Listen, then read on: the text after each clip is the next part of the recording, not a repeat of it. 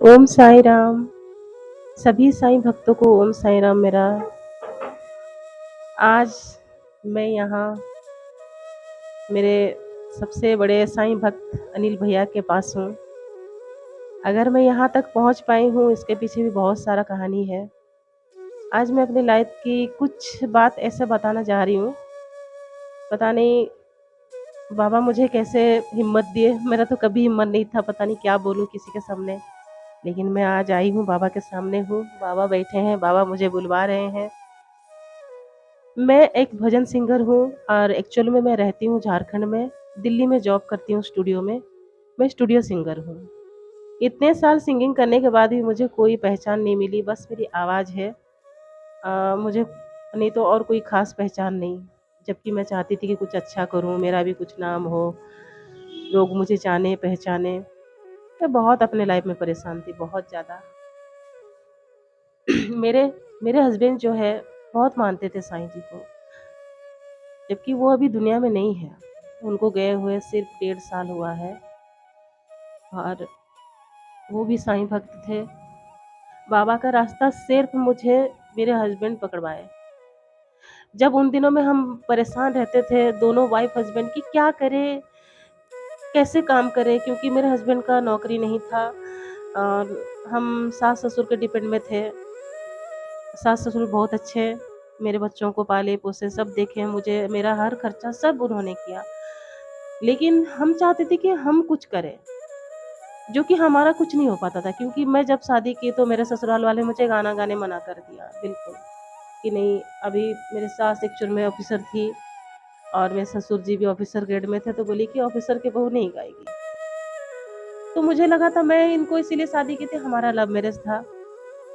मैं सोची कि चलो हम दोनों प्रोग्राम साथ में करते थे, साथ में रहते थे, एक-दूसरे को पसंद किए और हम लोग शादी कर लिए। मैं ये सोच के शादी की, बहुत कम उम्र में मेरा शादी हो गया था। मैंने शादी किया 97 में और मुझे लगा कि चलो अब अगर शादी ऐसे आदमी से करूँ जो भी सिंगर रहे और मुझे आगे बढ़ने को मौका मिले, ताकि मुझे मेरे साथ मिले। लेकिन मेरा सोच शायद गलत था, मैं कुछ दूर का सोच ली थी। यहाँ आने के बाद पता चला कि मुझे गाने और नहीं दिया जाएगा। अब मेरा तो मानो खून हो गया तभी। मैं वो लड़की थी, खाना ना खाऊँ तो चलता, अगर गाना ना गाऊँ तो मेरा जीना मुश्किल था। वैसे लड़की ससुराल में बिना गाना गाए बैठे रहना, ऑटोमेटिक मुझे काम तो कुछ आते नहीं थे, फिर भी सारा काम सीखना, सबको घर सँभालना, जितना अच्छे से सारा कुछ मैंने किया। अब धीरे-धीरे गाना तो है ही दिल में। ये शो में जाते थे, तो उनको देखती थी तो मुझे भी लगता था कि काश मुझे भी ले जाते, लेकिन ऐसा नहीं था। फिर ऐसा होते-होते वो काफ़ी साल हो गया। इससे मैं एक दिन पता नहीं क्यों इतना, जो लड़की गाना बिना वो रह नहीं पाती थी, अचानक इतना नफ़रत हो जाता है गाना से। जब भी वो गाते, मेरे सामने मत बजाओ, मुझे अच्छा नहीं लग रहा, मत बजाओ। क्यों, क्या हुआ? नहीं, मुझे अच्छा नहीं लगा। मुझे इतना रोना आता था कि मैं जाके चुपके-चुपके रोती थी, लेकिन किसी को नहीं बताती। तो फिर एक दिन मैं भूल गई, सारा गाना भूल गई, सुर-ताल सब भूल गई। मुझे लगा और मैं नहीं गा पाऊँगी। मैं हमेशा चढ़ना चाहिए, हमेशा इतना ऊँचा जाती हूँ, फिर नीचे गिरती हूँ, जाती हूँ, फिर गिरती हूँ। मैं अपने आप को तैयार करती हूँ, फिर नीचे गिरती हूँ। जब मेरा ब्रेक लगा तो 18 साल का ब्रेक लग गया। 18 साल का ब्रेक मुझे गाने ना गुनगुनाने दिया। तभी मुझे सिर्फ़ याद आता था, कितना बर्तन धोना है, कितना कपड़ा मत धोना है, कितने रोटी बनाना है। संगीत मेरा दिमाग से इरेज़ हो गया था पूरा। सिर्फ़ घर, कितने काम हैं, कब करूँ, बस टाइमिंग, यही था मेरा दिमाग में और मैं भूल गई सारा गाना, सुर-ताल। ऐसे करते-करते हस्बैंड का कहीं नौकरी तो नहीं हुआ, काफ़ी बिज़नेस में उन्होंने ट्राई किया, लेकिन सब लॉस हो गया। ऐसे बात नहीं है, माँ-बाप बहुत सपोर्ट किया, बहुत पैसे दिए, बहुत, एक बेटे थे तो बहुत किए, लेकिन नहीं हो पाया। फिर हम शिफ्ट हो जाते हैं, जहाँ मेरे सास-ससुर का जॉब था, हम शिफ्ट हो जाते हैं अपने गाँव पे। हमारे सास-ससुर दोनों रिटायर्ड हो जाते हैं, तो हम शिफ्ट हो जाते हैं। तब तक भी हमारा नौकरी नहीं हुआ। तब तक हम जी रहे हैं, ससुराल पे डिपेंड है बस। बच्चे 3 बच्चे हो गए, तीनों बच्चों का पढ़ाई-लिखाई हर चीज़ सारे कोई मेरे सास-ससुर सब किए। बहुत अच्छे मेरे सास-ससुर बहुत किया। फिर अपने गाँव शिफ्ट हो जाते हैं। गाँव शिफ्ट हो जाने के बाद जैसे-जैसे बच्चे बढ़ते हैं, मैं कब तक किसी के सहारे रहूँगी? कब तक? मैं इनको बोली, अगर कुछ नहीं करोगे तो कब तक हम लोग ऐसे रहेंगे? ऐसे तो बैठ के खाने से तो नदी का बालू भी खत्म हो जाएगा। रिटायरमेंट हो गया था, अब धीरे-धीरे घर बन गया, सब हो गया, तो धीरे-धीरे अब हाथ खाली होने लगा। तब मैंने इनको कहा कि आप कुछ करो, लेकिन बिज़नेस सारा डूब गया, जितने भी बिज़नेस थे सारा डूब गया। फिर मैंने इनको कहा, चलिए ना, हमारे जितने दोस्त थे अपने सिंगर, जितने भी दोस्त थे, वो लोग सब बाहर चले गए सब प्रोग्राम करने के लिए।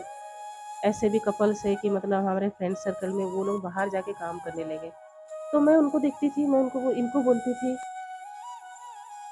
कि आप हम लोग भी चलो चलते हैं कहीं बाहर कुछ काम करेंगे। तो बोले कि तुम कहाँ जाएगी घर छोड़ के? तो मैंने कहा अच्छा ठीक है, मैं नहीं जाऊँगी आप जाओ। तो बात बनते-बनते सारा काम बिगड़ जाता उनका। चलिए वो गया। फिर एक दिन ऐसा आता है उनका फ्रेंड का शादी रहता है।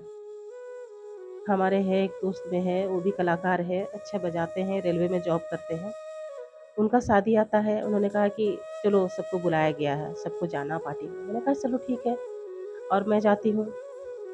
जाने के बाद बोली कि सुनो आज ना वहाँ पे गाने का प्रोग्राम है, तो तुम एक गाना तैयार कर लो सो तुमको वहाँ गाना है। मैंने कहा मैं कहाँ कितना साल हो गया गा के अब मैं क्या गाऊँ वहाँ पे? मैं नहीं गा पाऊँगी, मैं तो भूल भी गई सब गाने, मुझे कुछ याद नहीं है।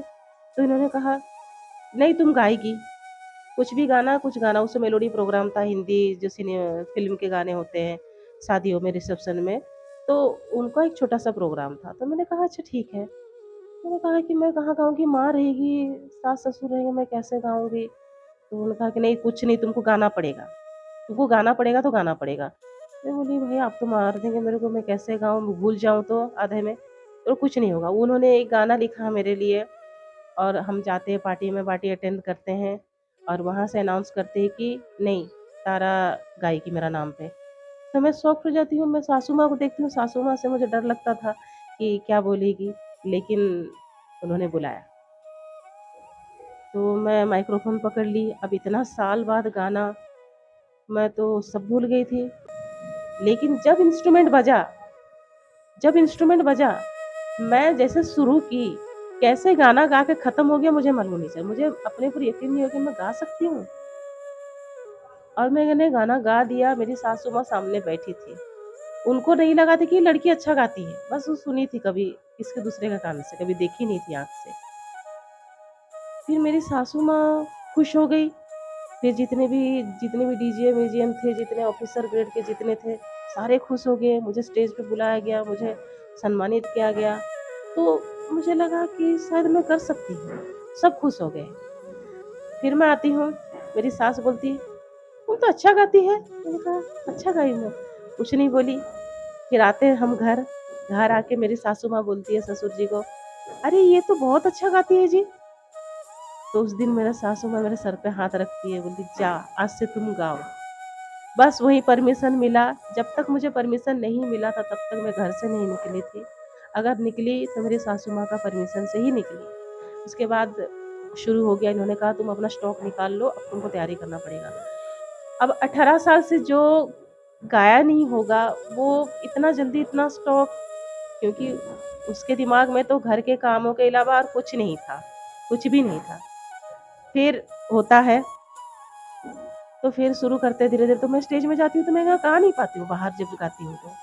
तो धीरे-धीरे तैयारी करते-करते बस फिर मैंने कहा कि चलो कि मैं क्लासिकल जॉइन करती हूँ। 3 महीना मैंने क्लासिकल जॉइन किया, तीसरा महीना से मुझे दिल्ली से ऑफ़र आ गया। बस वहीं उसी का शादी से मैं साईं बाबा से जुड़ी थी। साईं बाबा के मंदिर मेरे हस्बैंड ले गए मुझे।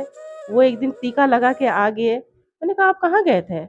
अरे मैं साईं मंदिर गया था, हर गुरुवार को जाता हूँ बोले। तो मुझे भी ले चलो, इस बार तो मैं भी जाऊँगी बोली। तो अच्छा, तो चलेंगे बोले, तो चली गई।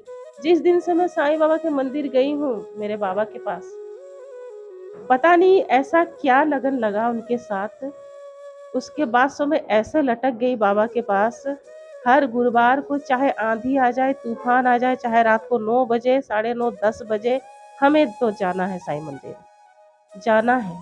जब तक बाबा का दर्शन करके नहीं आते, तब तक हम लोग को चैन नहीं मिलता। ऐसे करते-करते मुझे दिल्ली में से ऑफ़र आ जाता है, फिर मैं आ जाती हूँ, यहाँ स्टूडियो में जॉब करती हूँ 2 साल। 2 साल के बाद ऐसे कुछ होता है, मैं बाबा में बहुत ज़्यादा डूब जाती हूँ, बहुत ज़्यादा एकदम पागल जैसा।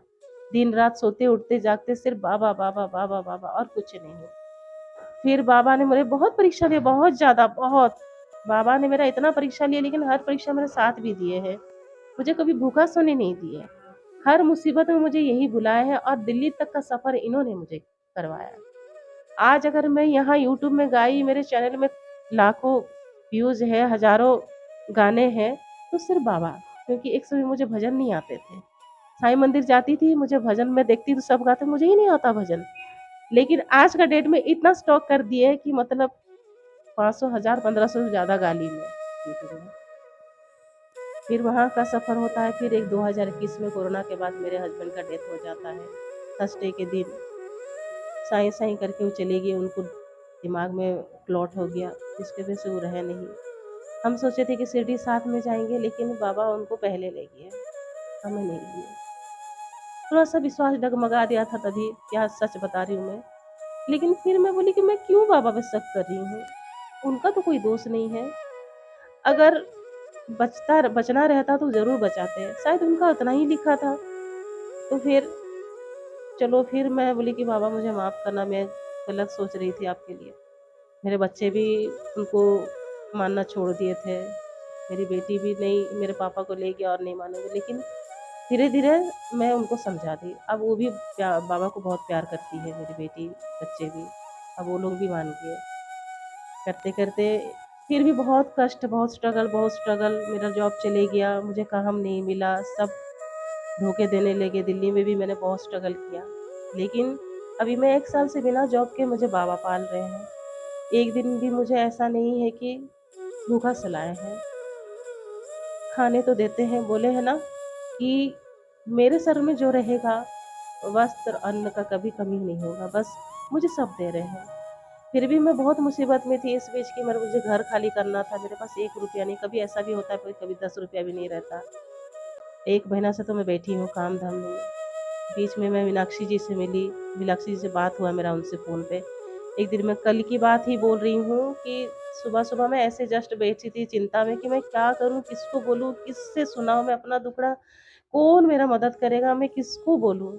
लास्ट में मीनाक्षी जी का चैनल देखती हूँ मैं हमेशा, सब्सक्राइब करके मैं रखी हूँ और अनिल भैया का भी रखी हूँ। तो मैं जब भी अंदर से टूटती हूँ तो मैं उनका चैनल देखती हूँ और मुझे उनसे हौसला मिलता है। जब मैं टूट जाती हूँ तो मैं जो एक्सपीरियंसेस देखती हूँ ना, तो लोगों का कैसे मनोबल बढ़ाते हैं, तो तभी मैं स्ट्रॉन्ग हो जाती हूँ। नहीं, मुझे हारना नहीं है। फिर मीनाक्षी जी से बात होता है तो उन्होंने मुझे अनिल जी का एड्रेस दिया और उन्होंने कहा कि देखिए आपको शायद बाबा ने चुना है और मुझे मेरा समय था अपॉइंटमेंट थर्सडे का था, लेकिन बाबा ने मुझे इतना जल्दी बुलाया इनके शरण में और अपने दर्शन के लिए संडे के दिन ही मुझे आना पड़ा और मैं आपके सामने लाइव हुई। ये मेरा सबसे बड़ा मिरेकल है और अब तक मेरे बाबा मेरे साथ है और यहाँ तक का सफ़र भी आगे अच्छा ही होगा। बस मैं सबको यही कहना चाहती हूँ कि बस हारे नहीं, सब हिम्मत रखें, बाबा पर विश्वास रखें, अटूट विश्वास रखें। वो कभी छोड़ते नहीं हैं। हम तो बेवकूफ़, कोई-कोई है जो हम नासमझ, हम सोचते हैं कि नहीं, ये सब कुछ नहीं होता जो भी सोचते हैं, बोलते हैं, लेकिन मैंने अनुभव किया है, ये मेरा एक्सपीरियंस है। नहीं तो यहाँ तक आना बहुत मेरे लिए मेरे पास मतलब क्या बोलूँ, नामुमकिन। यहाँ तक कि आने के लिए मेरे पास 1 रुपया नहीं था, मैं आपको बता रही हूँ। जब यहाँ बाबा बुला दिए, कल रात को मैं अपने लड़के से सिर्फ 1000 मांगी, बेटा मुझे दे दे, तब से वो किराए का मैं जाऊंगी। अब तक मैं लोधी जाना चाहती थी, लोधी भी मुझे नहीं बुलाया, लेकिन यहाँ मेरा पहली बार मेरी बेटी बोली कि मम्मी इस बार तो फाइनली हम लोग को कहीं बिना अड़चन का कहीं जाना पड़ रहा है। हम लोग आ भी रहे थे यही बात कर करके, फाइनली मतलब हमें कहीं जाना हमारा हुआ, वो भी सिर्फ मेरे बाबा के लिए। आज फाइनली हमें बाबा यहाँ बुला लिए और मैं गाने भी गाई और पहली बार मैं लाइव भी आई, कभी लाइव मैं कभी लाइव नहीं आई थी, क्योंकि मुझे बहुत डर लगता था। आज बाबा ने इतना बोलने का हिम्मत दे दिया, आज मैं इतना कैसे बोल दी, मैं तो बोल ही नहीं पाती थी। बस घर में बक-बक करती हूँ, बस यहीं आके सारा चीज़ बोल दी हूँ बस। भरोसा रखिए, बाबा है तो सब है। बाबा का हाथ पकड़ेंगे तो 7 समुंदर पार भी रहोगे तो कुछ नहीं होने वाला। ओम साई राम, बस यही कहना चाहती हूँ। ओम